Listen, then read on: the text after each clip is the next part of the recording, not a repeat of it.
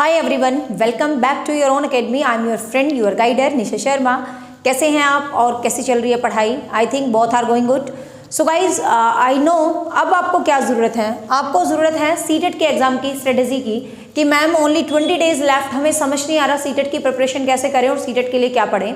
तो in this video I am going to discuss about the last 20 days strategy for CTET exam कि बच्चे इन 20 days में आपको क्या करना सीटेट के लिए। तो क्योंकि आप तैयारी तो कर चुके होंगे, देखिए कंटेंट तो क्लियर कर चुके होंगे, फिर भी जिन्होंने कंटेंट भी क्लियर नहीं किए तो इस वीडियो में मैं वो जिस्ट बता दूंगी आपको सीटेट के एग्जाम का कि ये सब भी आप कर जाएंगे बच्चे तो भी आप सीटेट का एग्जाम फर्स्ट अटेम्प्ट में क्वालिफाई कर सकते हैं। क्योंकि सच बताऊं सीटेट का एग्जाम बिल्कुल भी डिफिकल्ट नहीं होता, बहुत ही ईजी सा एग्जाम होता है सीटेट में। बहुत ही लिमिटेड सी चीज़ें आती हैं और आपकी कॉमन सेंस वहाँ पर बहुत ज़्यादा काम करती है। ठीक है, अब ये तो माय डियर स्टूडेंट सबको पता है CTET exam will be held on my favourite date, that is 30th Jan।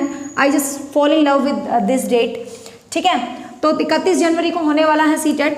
और ये भी पता है सीटेट 2 लेवल पे है आपका, लेवल 1 है आपका और लेवल 2 है। आई थिंक ये सबको पता होगा, फिर भी थोड़ा सा मैं क्यों बता रही हूँ कि कोई बच्चा पहली बार भी देख रहा है उसको भी थोड़ा बेसिक क्लियर हो जाए। तो लेवल 1 और लेवल 2 मतलब जो 6 to 8 वाला है यहाँ पर और ये 1 to 5 वाला है। ठीक है, तो 90 मार्क्स की तैयारी कैसे करनी है? जो 90 मार्क्स है बच्चे वो कॉमन है, 90 मार्क्स जो हैं कॉमन है। पूरा डिटेल वीडियो मैं ऑलरेडी बना चुकी हूँ, यहाँ पर मैं शॉर्टकट चल रही हूँ कि सीटेट क्या होता है, कितने मार्क्स का क्या क्या आता है, वो अलग चीज़ है। तो पहला जो सेक्शन है आपका CDP टीचिंग एप्टीट्यूड या child development and pedagogy contains 30 marks.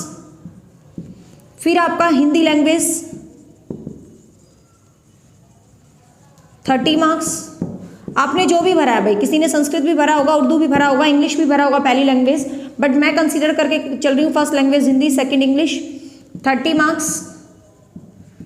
और फिर आपका जो सब्जेक्ट स्पेसिफिक वाला सेक्शन है लेवल 1 वालों के लिए, वो क्या है? जो लेवल 1 वाले हैं सब्जेक्ट स्पेसिफिक सेक्शन 1 to 5 वाला है जो, उसमें EVS एंड आपका मैथमेटिक्स होगा। ठीक है, और जो लेवल 2 वाले बच्चे हैं उनके लिए SST और math science, SSC maths and science.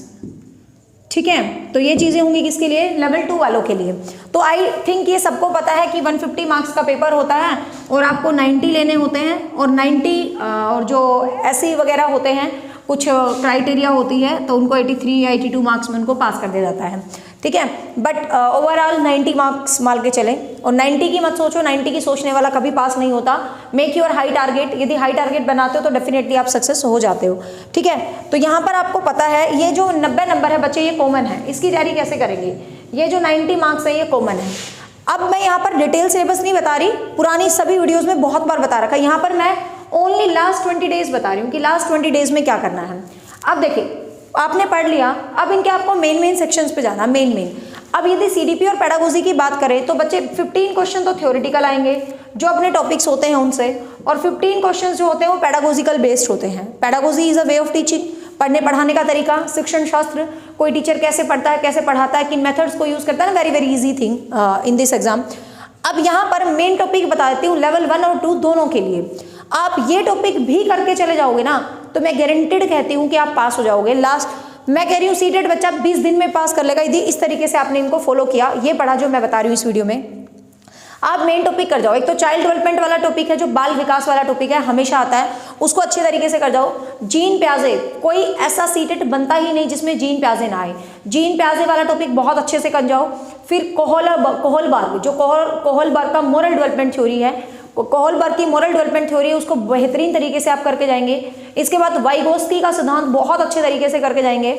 Vygotsky की थ्योरी के साथ आप NCF बहुत अच्छे से करके जाएंगे, नेशनल करिकुलम फ्रेमवर्क NCF। इन टॉपिक्स को नोट कर लो। देखो पढ़ना तो सब कुछ है बट आप ये टॉपिक भी पढ़ जाते हो इस 20 दिन में तो भी आपका एग्जाम पास हो सकता है। फिर आप NCF पे चलाओ जाओ, नेशनल करिकुलम फ्रेमवर्क, जरूर क्वेश्चन आएगा NCF से 100%, 100 and 200%। NCF न्यू भी कर जाना, 2020 में जो सजेशंस आए हैं वो भी मैंने न्यू एजुकेशन पॉलिसी पे वीडियो बना रखी है, इन सब टॉपिक पे मेरी वीडियोस अवेलेबल हैं, कोई दिक्कत नहीं है।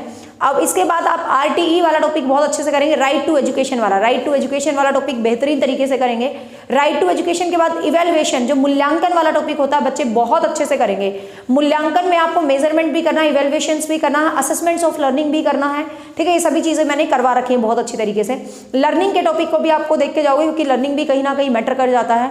ठीक है। सिगमंड फ्राइड भी कई बार पूछ लेते हैं, ज़्यादा तो नहीं कहूँगी पूछ लेते हैं, लेकिन देखो करना तो और इंटेलिजेंस में हार्वर्ड गार्डनर की जो इंटेलिजेंस है वहाँ से भी सीटेट का फेवरेट है, हर बार क्वेश्चन पिक करता ही करता है हार्वर्ड गार्डनर की इंटेलिजेंस से भी सीटेट, ठीक है। तो इस तरीके से, और ये जो मैगजीन्स ऑफ एजुकेशन, शिक्षा के सूत्र होते हैं, जो शिक्षा के सूत्र होते हैं, आगमन विधि, निगमन विधि, ये जो teaching methods you can say, इनको आप बहुत बेहतरीन तरीके से करके जाएंगे। इन 15 डेज में आप ये टॉपिक भी बच्चे कर जाते हैं तो आपका साइकोलॉजी का सेक्शन बेसिकली कंप्लीट हो जाएगा। और ये जो करिकुलम ये वगैरह जो पेडागोजिकल इश्यूज होते हैं, थोड़ा सा इनको देख जाना, आपका आराम से पेपर निकल जाएगा। देखो टॉपिक तो बहुत रह गए, यूँ तो पर्सनैलिटी रह गया, आपका मेमोरी रह गया, आपका क्रिएटिविटी रह गया, सिगमंड फ्राइड रह गया, पता नहीं बहुत सारे, बट मेरा मतलब ये वो टॉपिक हैं जिन्होंने अब तक कुछ भी नहीं पढ़ा, ये टॉपिक भी पढ़ गए तो एग्जाम आपको ये क्रैक कर सकते हो आराम से, ठीक है। अब हिंदी लैंग्वेज पे, लैंग्वेज देखो भाई किसी ने कोई भी भरी हो सकती है, किसी ने लैंग्वेज 1 इंग्लिश भी भरा हो सकता है, लैंग्वेज 2 हिंदी भी भरा हो सकता है, वो तो आपने जो भी भरा उसके हिसाब से आप चलेंगे, ठीक है। बट यहाँ पर मैं बात कर रही हूँ लैंग्वेज 1 हिंदी या कोई भी लगा लो। हिंदी लैंग्वेज में आप क्या पढ़ेंगे, हिंदी लैंग्वेज में एक तो पैसेज आएगा, ठीक है। अब पैसेज का 1-2 बार प्रैक्टिस करके देख लो कि कैसे सोल्व होते हैं, कैसे क्वेश्चंस को हाईलाइट्स किया जाता है, कैसे क्वेश्चंस निकाले जाते हैं। पैसेज के बीच में ही 1-2 क्वेश्चन ग्रामर से रिलेटेड आ जाएंगे। सीटेट वाले बच्चों को ग्रामर पे फोकस करने की आवश्यकता नहीं है, आपको बेसिक कुछ बहुत सारा आता है ना ग्रामर का, उसी बेसिक ग्रामर के बेस पर ही पैसेज में 2 से 3-4 क्वेश्चन आ जाएंगे ग्रामर के।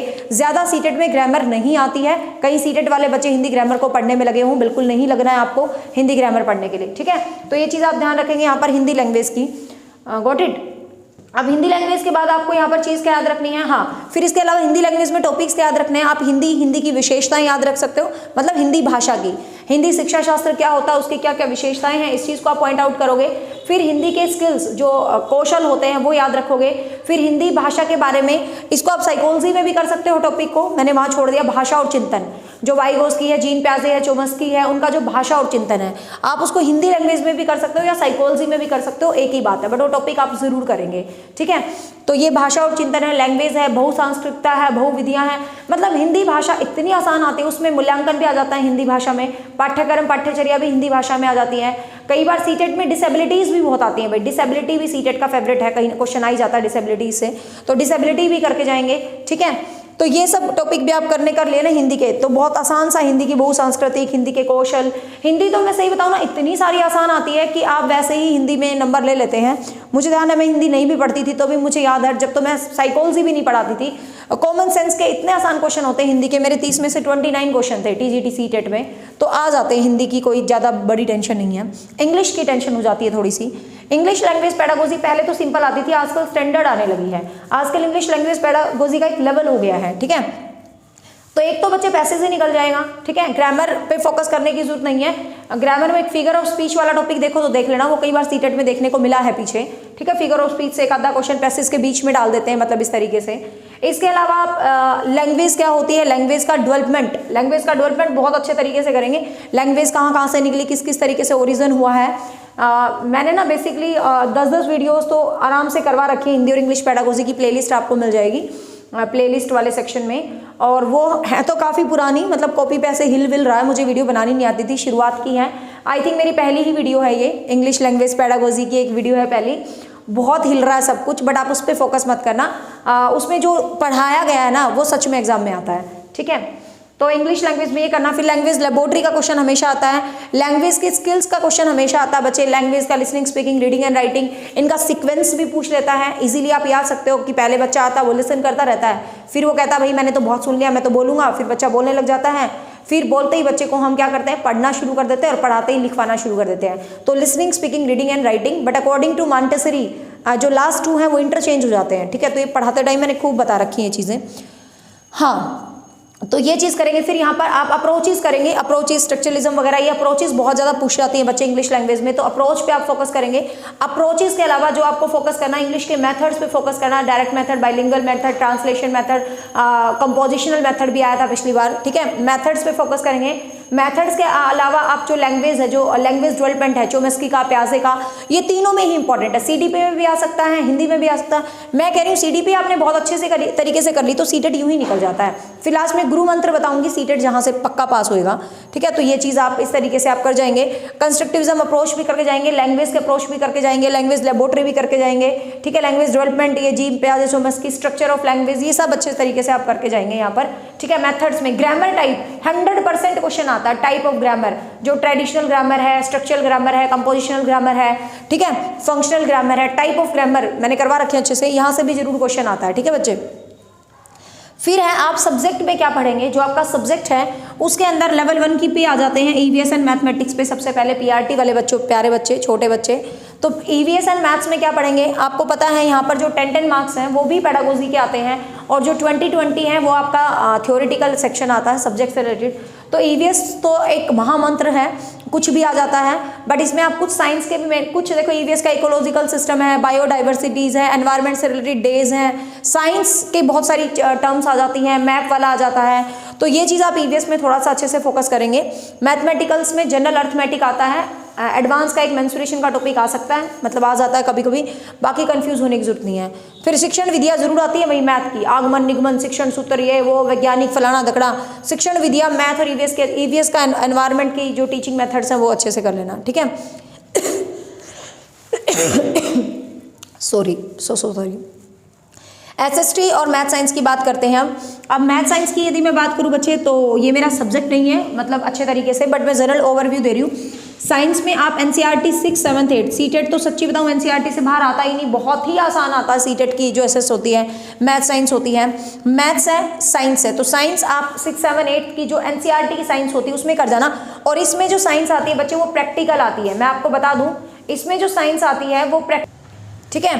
तो आप यहाँ पर 6, 7, 8 जो बेसिक एनसीईआरटी होता है बच्चे, सीरियसली स्पीकिंग उससे बाहर क्वेश्चन नहीं आता, तो go with this basic NCERT, ठीक है। तो इस बेसिक एनसीईआरटी के साथ आप जा सकते हैं। और ऐसे ही मैथ्स में, लेकिन यहाँ पर जो क्वेश्चन आते हैं ना वो थ्योरेटिकल साइंस नहीं आती, प्रैक्टिकल साइंस आती है। जितने भी आपके न्यूमेरिकल प्रयोग सिद्ध करो वाले क्वेश्चन होते हैं ना सीटेट में, हमेशा वो क्वेश्चन आते हैं, ध्यान रखना, ठीक है। 9 से भी आ जाते हैं कई बार क्वेश्चन। अब बात आती है माई फेवरेट एसएसटी। एसएसटी को हिस्ट्री को कहीं घुमा दे भाई, लेकिन मैं सीटेट की हमेशा बोलती हूँ। सीटेट क्या, मैंने ना कल रीट का पेपर उठा के देखा, रीट का, क्योंकि रीट की कोचिंग स्टार्ट की है, तो मैंने कहा प्रीवियस पेपर को सबसे पहले फोकस करके उसको बेस बनाया जाए। रीट में मैंने अपने बच्चों को भेजा है, ये जिन्होंने एसटेट की एसएसटी पढ़ी, रीट में एक भी क्वेश्चन बाहर नहीं था। इतनी आसान एसएसटी दे रखी थी रीट में, रीट का एग्जाम है, और एसएसटी सीटेट में भी इजी आती है, बस एसटेट में थोड़ी सी स्टैंडर्ड बढ़ा दिया, एसटेट में भी घुमा के क्वेश्चन दे रखे हैं, बस वर्ल्ड हिस्ट्री ज़्यादा जोड़ दी, बाकी कुछ खास नहीं है। तो सीटेट में आप 6 to 8 की एनसीईआरटी कर लो अच्छे तरीके से, ठीक है। एनसीईआरटी में ऐसे जो बॉक्सेस बने होते हैं इनको कर लो, या बेसिक जो एंशिएंट मेडिवल मॉडर्न है इससे बाहर नहीं आता CTET, there is no world history nothing. हाँ, साउथ से क्वेश्चन आ जाते हैं, ठीक है। तो ये चीज़ आप अच्छे तरीके से कर लो बच्चे। अब पास क्या होना है ये तो मैंने आपको बता दिया, मेन आपको क्या रिवाइज करना है, ठीक है। मेन माय डियर्स आपको ये सब रिवाइज करना है, मेन, ठीक है। फिर अपना हाई टारगेट बनाओ, don't make your target 90, if you think you can get 90, तो मैं सच बता रही हूँ पास होना भी मुश्किल है, 90 का टारगेट मत बनाओ, ठीक है। टारगेट थोड़ा सा हाई रखो, आप इजीली क्वालिफाई कर पाओगे एग्जाम को। अब सीटेट में आपको कुछ भी नहीं पढ़ा आज तक, जो मैंने टॉपिक बोले ये पढ़ लो, लेकिन जहां से सीटेट पास होता उसको मत भूलना। प्रीवियस ईयर पेपर आपने अब तक कुछ भी नहीं पढ़ा ना बच्चे, यकीन मानिए आप जितने भी प्रीवियस ईयर हुए हैं लेवल 1 और लेवल 2 मिक्स मैच करके, 90 नंबर तो कॉमन है ना, मैं कह रही हूँ आप प्रीवियस ईयर पेपर पढ़ लो, सारा CTET as it is cover है, ठीक है। तो आप प्रीवियस ईयर पेपर्स को बिल्कुल भी ना मिस करें, लास्ट 10 डेज तो एटलीस्ट आप प्रीवियस ईयर्स के पेपर को देंगे ही देंगे बहुत बेहतरीन तरीके से, लास्ट 10 डेज, ठीक है। तो आप प्रीवियस ईयर्स पेपर को तो टाइम देंगे ही देंगे, प्रीवियस ईयर पेपर जो है सबसे ज़्यादा इंपॉर्टेंट है, बहुत अच्छे तरीके से बच्चे प्रीवियस ईयर पेपर को स्किप ना करके जाएं, ठीक है। तो ये थी सीटेट को लेके स्ट्रेटेजी, और इस सीटेट में ही आपका पास हो जाए। लेकिन जो बच्चे फ्रेशर हैं जिन्होंने सीटेट नहीं भरा, आगे यदि उनको सीटेट की तैयारी करनी है तो मेरे चैनल पे तो बहुत कुछ है ही, साथ में मेरा ऐप आ चुका है भाई, आपको पता है, achievers academy official, achievers academy play store में आपको अचीवर अकेडमी ऑफिशियल के नाम से मिलेगा, बट अभी नया है, इतना हिट नहीं है कि आपको ऊपर मिलेगा। मैं लिंक डिस्क्रिप्शन बॉक्स में और कमेंट बॉक्स में छोड़ दूंगी, आप ये ऐप डाउनलोड कर सकते हो। जिनका सीटेट क्लियर हो जाता है तो मेरे यहाँ DSSB KVS सभी एग्जाम्स के लिए मैंने आपकी डिमांड पे ऑनलाइन कोचिंग शुरू कर दी है। अब तक मैं सिर्फ ऑफलाइन पढ़ाती थी, और KVS I am KVS selected, तो आपको बिल्कुल प्रॉपर गाइडलाइन के साथ आपको हर एक कोचिंग मिलेगी, और एसटेट का और यूपी टेट का, सुपर टेट का और रीट का बैच और हरियाणा स्क्रीनिंग का बैच वहाँ पर गोइंग ऑन है, चल रहा है अभी फिलहाल, ठीक है। अपकमिंग बैच है सीटेट, केवीएस और DSSB। तो आप ऐप को जरूर डाउनलोड करें, डिस्क्रिप्शन बॉक्स में। होप सो ये स्ट्रेटेजी आपको काम आएगी। बस बच्चे इसी स्ट्रेटेजी पे आप चलें, आपका सीटेट क्लियर होना it's not a difficult task. और आप मुझे कमेंट बॉक्स में करके बताएंगे यस मैम ये स्ट्रेटेजी काम आई और मेरा सीटेट क्लियर हो गया, ठीक है। और हिंदी लैंग्वेज, इंग्लिश लैंग्वेज, ये सब बहुत सारा मैंने पढ़ा रखा अपने चैनल पे, आप प्लेलिस्ट में जाके विजिट कर सकते हो। और साइकोलॉजी तो आपको पता है मेरा स्पेशल है, तो साइकोलॉजी स्पेशल बैच भी है इन सब एग्जाम्स के लिए। If you want teaching aptitude and psychology तो Achievers Academy app, link will be in description box and comment box. So bye bye. और किसी को किसी भी टाइप से कोचिंग के रिगार्डिंग कुछ भी पूछना है तो यू कैन कॉन्टेक्ट मी 7015467794। थोड़ा टाइम लग जाता है फ़ोन, क्योंकि देखो अब मैं वीडियो बना रही हूँ तो मैं ही फ़ोन कैसे उठा सकती हूँ, अभी मैं अकेली हूँ। धीरे धीरे टीम को बढ़ाऊंगी तो आपको कभी शिकायत का मौका नहीं मिलेगा, रिप्लाई लेट होता है, बट अब थोड़ा सा एडजस्ट कर लो। So bye bye, take care, have a nice day, thank you so much. आप मेरे मम्मी को चैनल को सब्सक्राइब करना। अरे यार तुम क्यों आ जाते हो बीच में, तुम्हें भी चैन नहीं है ना, टिक के नहीं बैठ सकते तुम। 7015467794।